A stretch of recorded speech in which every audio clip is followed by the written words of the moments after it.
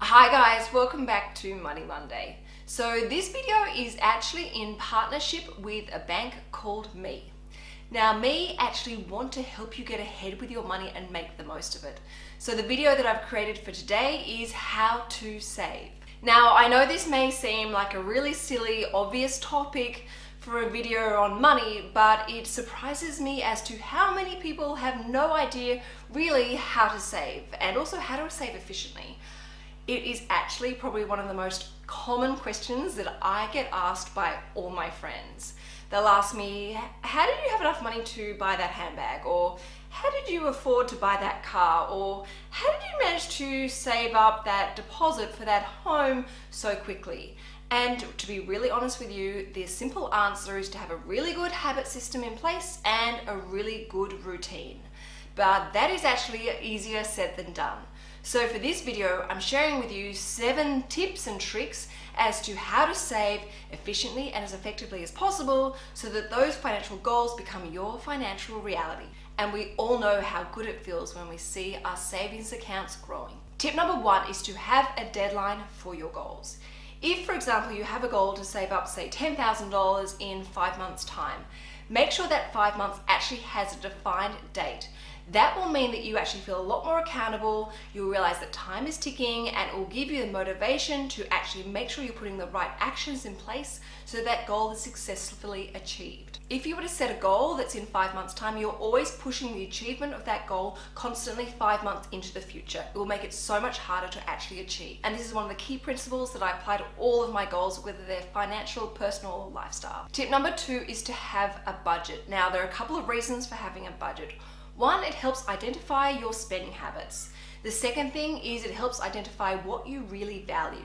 Now, from those 2 bits of information, you can work out how much you can afford to regularly save, but you will also help identify other ideas and opportunities where you can maybe cull things or reduce things from your existing budget to help free up more money that you can put towards your savings. Tip number 3 is to have a dedicated savings account for that particular goal. This is so incredibly important.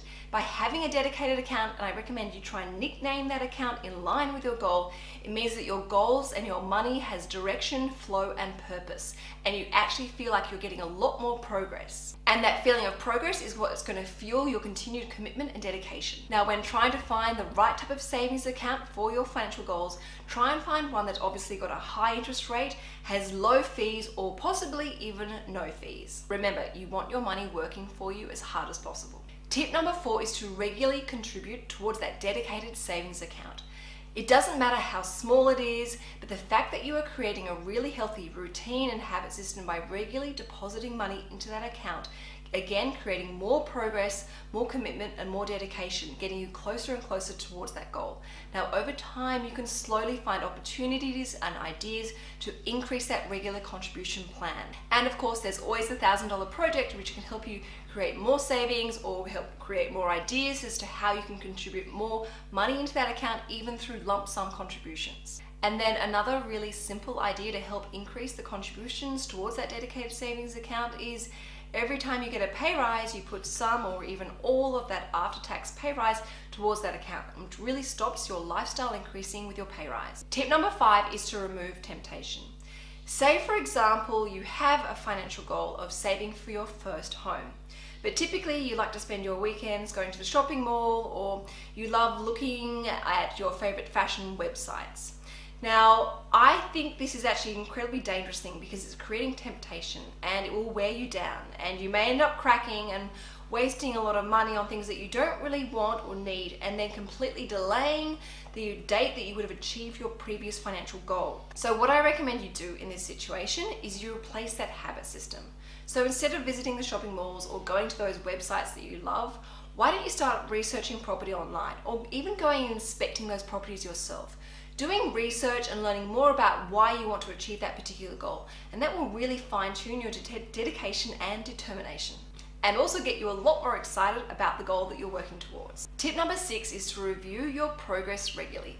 You should be looking at your savings account, watching it grow, getting excited about it, feeling yourself getting closer and closer towards achieving that goal. You should also be looking at things that you're doing to help build up those savings. Are there other things you could be doing? Is there extra work that you could be taking on? Are there more savings to be had that you can contribute towards that dedicated savings account? Remember, little things really do add up. And then the final tip is to make sure you give yourself rewards and pit stops. We are all human beings with normal emotions. Sometimes saving can be painfully slow and painfully boring, but then sometimes it can be exhilarating and exciting and give us this amazing sense of dedication and purpose and direction.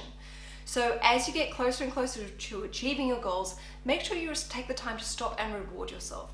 And if you feel the need to take a little break, especially if you're going really hard and aggressively, that's okay. Just make sure it doesn't go for too long and make sure you get back on the bandwagon and focus again on what you're trying to achieve and why. Now, personally, I love to have big dreams, but when it comes to having really big goals, I try and break it down into bite-sized, manageable and achievable mini goals. And by having those mini manageable goals, as I achieve them, I really realize what I'm capable of and that I'm actually getting closer and closer into achieving that big goal. So if you're now feeling ready to start setting your savings goal and start your savings plan, don't forget the first thing you need to do is to get that dedicated savings account.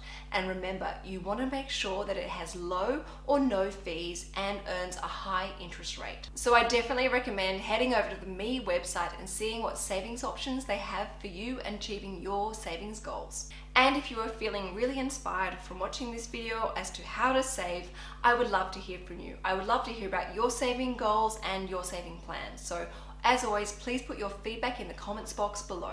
And finally, I would like to take this opportunity to thank Me Bank for sponsoring this video. And I will see you next week for Money Monday. Ciao for now.